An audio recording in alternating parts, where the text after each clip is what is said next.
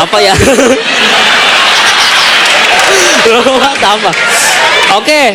Tadi tumben banget ya G pakai bismillah terus assalamualaikum, tumben banget ya dia nyadar kalau dia hari ini mau tereliminasi sob. Nyadar, makanya dia pengen tobat tuh. Dia jarang sholat tuh G. Kenapa? Jarang sholat, gua kenapa ngebahas G?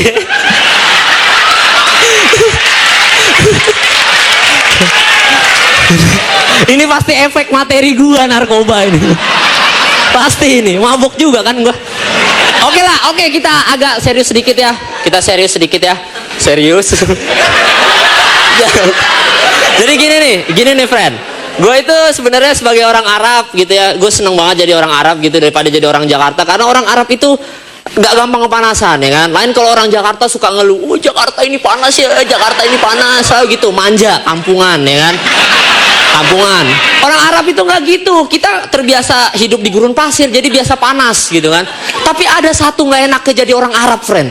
Apa? Kalau misalnya ada sekelompok anak muda yang gaul lagi ngedrugs, gua nggak bisa ikutan sembarangan, men.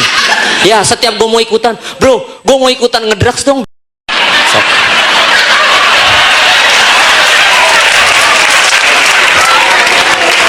Selalu kayak gitu. Sekali orang Arab itu dianggap bersih. Padahal nggak semua orang Arab itu bersih, friend.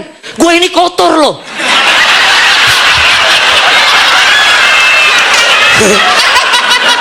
Gue ini kotor gitu. Padahal belum punchline tuh.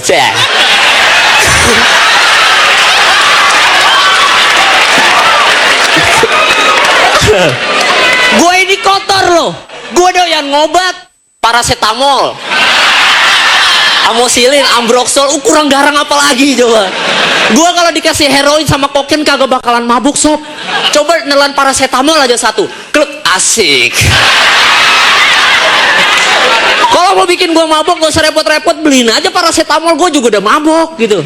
Gak usah repot-repot gitu. Lagi pula mabuk paracetamol adalah mabuk yang menyehatkan, ya kan?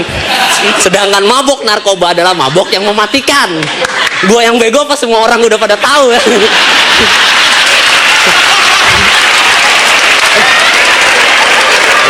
Jadi tadi sampai di mana ya?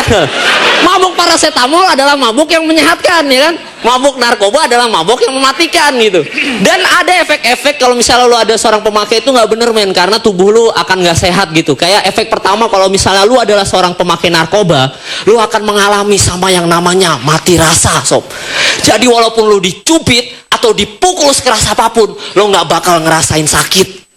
Kebayang ya kalau misalnya ada seorang pencopet dan dia mengkonsumsi narkoba. Begitu dia nyopet, dia nggak mesti lari. Nyopet, dia berdiri aja, begitu digebukin, copet, gebuk, gebuk, gebuk, gebuk. Dia nggak bakal aduh. Karena doi pasti nyengir. Pukul aja terus sob, pukul aja. Aduh, nggak berasa. Aduh geli, geli, geli.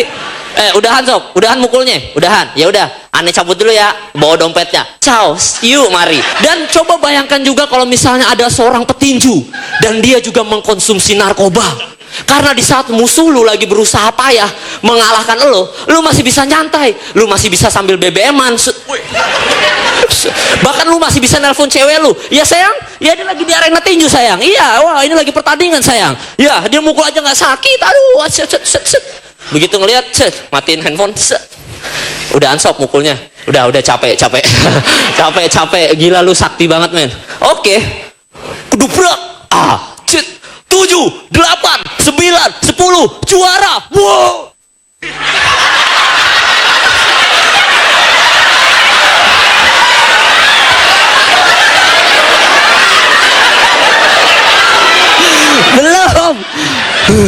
Belum kelar.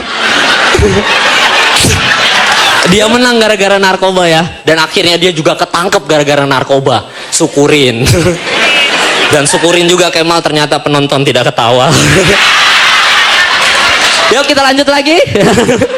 Masih mau digoyang? Nah terus juga efek kedua kalau misalnya lo adalah seorang pengguna narkoba ya, lo akan mengalami sama yang namanya salah ya. Kalau misalnya lu adalah pengguna narkoba, efek kedua kalau lu pengguna narkoba, lu akan memiliki tingkat kecemasan yang berlebihan sob. Dan semenjak gua tahu statement ini, gua curiga jangan-jangan nyokap gua pakai narkoba.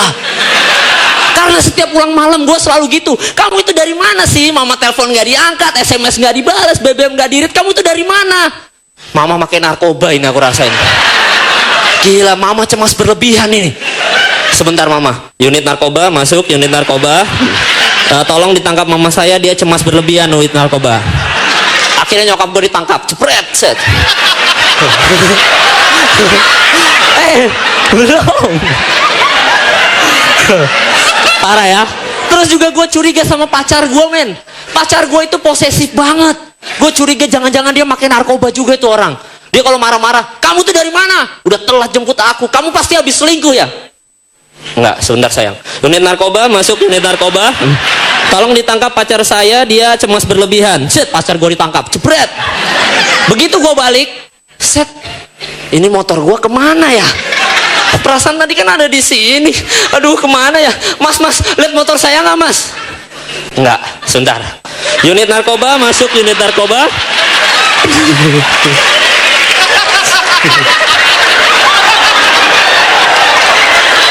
Ya, jadi itu punchline-nya ya.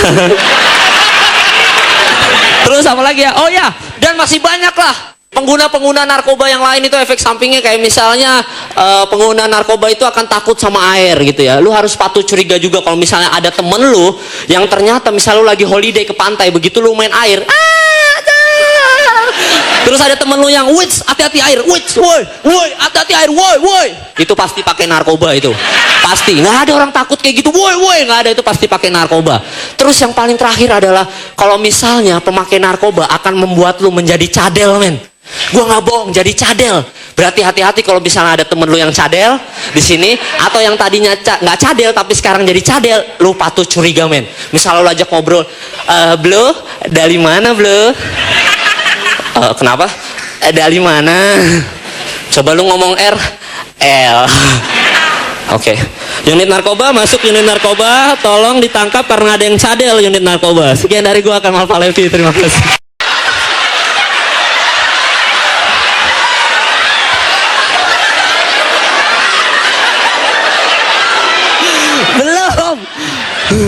Belum kelar.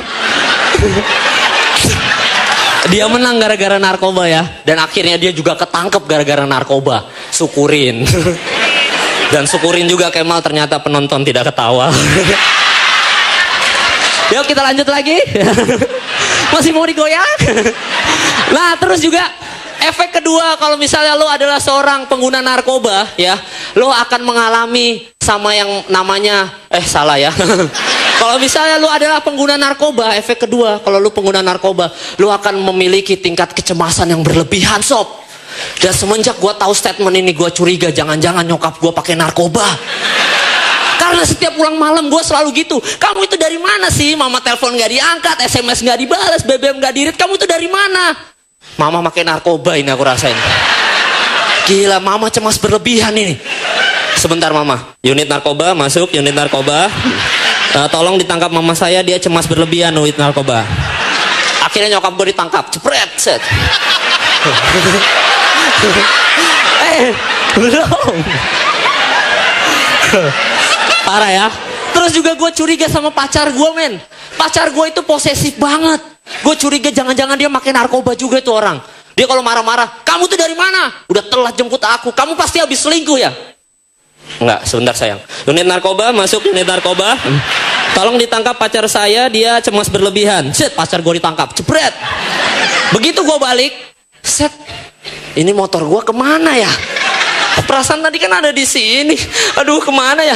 Mas, lihat motor saya nggak mas? Enggak, sebentar. Unit narkoba masuk, unit narkoba.